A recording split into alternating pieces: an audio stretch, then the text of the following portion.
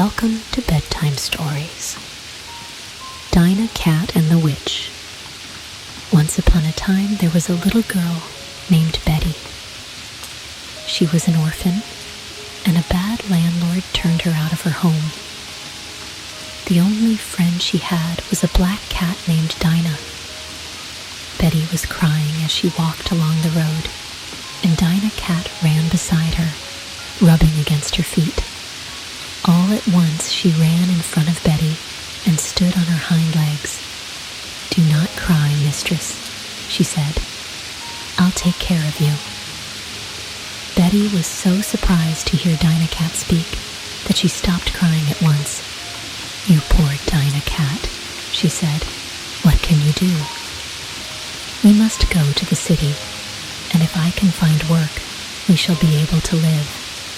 If not, you must take care of yourself, for you can catch mice and keep from starving." "You come with me, mistress," answered Dinah Cat, "and you will not need to work, and you will not starve." And she put out her paw for Betty to take, and walked alongside her. When they came to a path leading into the wood, Dinah Cat led Betty along this path until they were in front of two very large trees, which had grown together. But there was a big opening in the trunk. "We'll go in here," said Dinah Cat. And as they stepped through, they were in a hall. She led Betty up the stairs to a room where there was a snowy white bed and pretty furnishings. "Dinner will be served as soon as you are dressed, mistress," said Dinah Cat. After she had gone, Betty looked around, and in the closets she found pretty dresses which just fitted her. She put on one of them, and in a few minutes she was ready for dinner. Just then she heard a soft scratching noise at the door, and when she opened it, Dinah Cat walked in. "How do you like your new home, mistress?" she asked. "Very much," Betty answered. "But we cannot live in such a nice house. We have no money, and besides that, this house must belong to someone, and this dress I have on must belong to some little girl. I should not wear it." "The dress did belong to a little girl," said Dinah Cat, "but she cannot wear it now, and she wants you to have it. And do not fret about the house. It belongs to me. I cannot tell you any more just now, but you need not worry any more about anything, for you are to live here if you wish, after you have dinner, for then you will meet a boy, and you may not like him." Dinah Cat led Betty into a room where the table was set for 3 persons, and when they were seated, a boy about Betty's age came in and sat with them.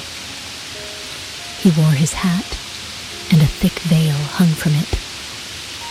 "I am sorry I cannot remove my hat," he said, in a very sweet voice, "and I will go away if you'd rather I would."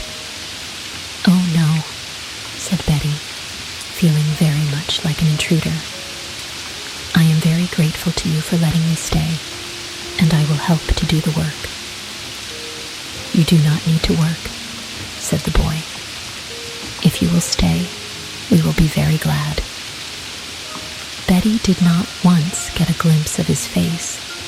He lifted the veil so carefully, and there sat Dinah Cat, using her knife and fork like any lady. Betty smiled to herself when she thought of her eating from a saucer.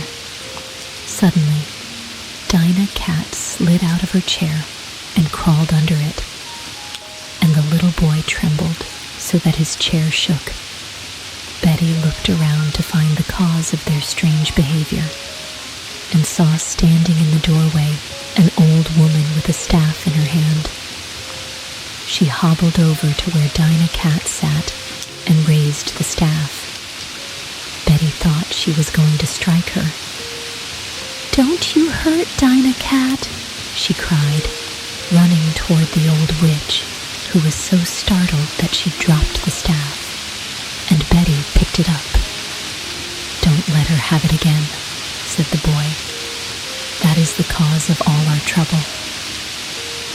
Betty threw the staff in a closet and locked the door. All this time, the witch was stepping backward toward the door by which she entered, and she grew smaller with each step. By the time she was out of the house, she looked like a black speck, and a breeze blowing just then carried her out of sight. "But how shall we ever be ourselves again?" said the boy. "She has gone, and here we are, in this state." "Perhaps the stick will do it," said Dinah Cat. Betty wondered what they meant, and the boy told her that Dinah Cat was his sister before the witch changed her into a cat and made his face so hideous that he had to wear a veil, and they had lived very happily together. But one day the old witch came and wanted to live with us, and we let her for a while. But she was so cross and made us so unhappy, we told her she must go away. Then she brought all this change upon us, and every once in a while she returns and frightens us, for we do not know what she will change us into next. "Let me get the stick," said Betty. "Perhaps we can change Dinah Cat to your sister again." Betty opened the door of the closet, and instead of the stick, there was a bright streak of light, and walking on it was a little fairy who held a wand in her hand. "You will soon be happy again," she told them. "I have destroyed the stick, and the old witch will never return." Then she walked over to Dinah Cat and touched her with her wand, and there stood a little girl about Betty's age in place of the black cat. "Now close your eyes," said the fairy, "for I want the boy to remove his veil, and his face is not pleasant to look upon." Betty did as the fairy told her, but I am sorry to tell you that she peeked a very little. Betty closed her eyes tight after the first glimpse and waited for the fairy to tell her to open them again. And when she did, there stood the boy with a very smiling face. His sister ran to him and put her arms around him. "Now we shall be happy," she said, "and Betty will live with us." "How can we thank you?" she asked the fairy. "Oh, I shall be repaid by seeing you all happy," the fairy replied. "And now I must go." "Will we see you again?" asked Betty. "No," answered the fairy. "I only appear when people are in trouble, and you will never need me again." The mirror's dream.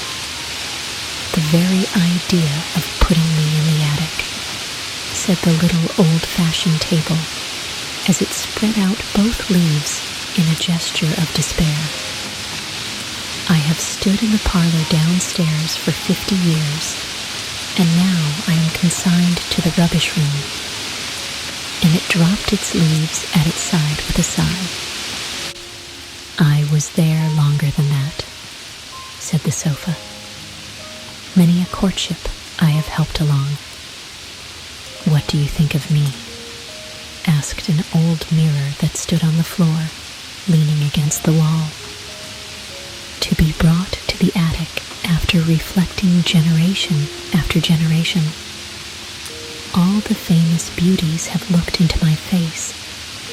It is a degradation from which I can never recover. This young mistress who has come here to live does not seem to understand the dignity of our position. Why, I was in the family when her husband's grandmother was a girl, and she has doomed me to a dusty attic to dream out the rest of my days." The shadows deepened in the room, and gradually the discarded mirror ceased to complain. It had fallen asleep, but later the moonlight streamed in through the window and showed that its dreams were pleasant ones, for it dreamed of the old and happy days. The door opened softly, and a young girl entered.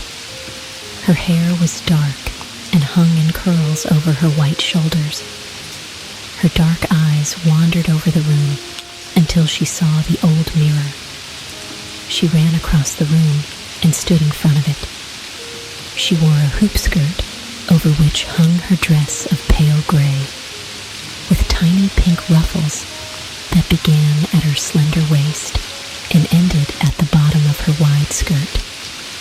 Tiny pink rosebuds were dotted over the waist and skirt, and she also wore them in her dark curls, where one stray blossom bolder than the others rested against her soft cheek. She stood before the mirror and gazed at her reflection a minute. Then she curtsied and said, with a laugh, "I think you will do. You must speak tonight." She seemed to fade away in the moonlight, and the door opened again, and a lady entered, and with her came 5 handsome children. They went to the mirror, and one little girl with dark curls and pink cheeks went close and touched it with her finger. "Look," she said to the others, "I look just like the picture of Mother when she was a girl." And as they stood there, a gentleman appeared beside them and put his arm around the lady, and the children gathered around them. They seemed to walk along the moonlight path and disappear through the window. Softly, the door opened again, and an old lady entered, leaning on the arm of an old gentleman. They walked to the mirror, and he put his arms around her and kissed her withered cheek. "You are always young and fair to me," he said, and her face smiled into the depths of the old mirror. The moonlight made a halo around their heads as they faded away. The morning light streamed in through the window, and the mirror's dream was ended. By and by, the door opened, and a young girl came in the room. Her dark hair was piled high on her head, and her dark eyes looked over the room until they fell upon a chest in the corner. She went to it and opened it and took out a pale gray dress with pink ruffles. She put it on. Then she let down her hair, which fell in curls over her shoulders. She ran to the old mirror and looked at herself. "I do look like Grandmother," she said. "I will wear this to the old folks' party tonight. Grandfather proposed to Grandmother the night she wore this dress." Her cheeks turned very pink as she said this, and she ran out of the room. Then one day, the door opened again, and a bride entered, leaning on the arm of her young husband. There were tears in her eyes, although she was smiling. She led him in front of the old mirror. "This old mirror," she said, "has seen all the brides in our family for generations, and I am going far away and may never look into it again. My brother's wife does not want it downstairs, and I may be the last bride it will ever see." And she passed her hand over its frame caressingly. And then she went away, and the old mirror was left to its dreams for many years. Then one day, the door opened again, and a lady entered. With her was a young girl. The lady looked around the attic room until she saw the mirror. "There it is," she said. "Come and look in it, dear." The young girl followed her. "The last time I looked into this dear old mirror," the lady said, "was the day your father and I were married. I never expected to have it for my own then, But your uncle's wife wants to remodel the house, and these things are in the way. She does not want old-fashioned things, and they are willing I should have them. Oh, Mother, they are beautiful, said the girl, looking around the room. We will never part with them. We will take them to our home and make them forget they were ever discarded. And so the mirror and the sofa and the table and many other pieces of bygone days went to live where they were loved. And the old mirror still reflects dark-haired girls and ladies who smile into its depths and see its beauty as well as their own. Rest well and wake up refreshed for a brand new day.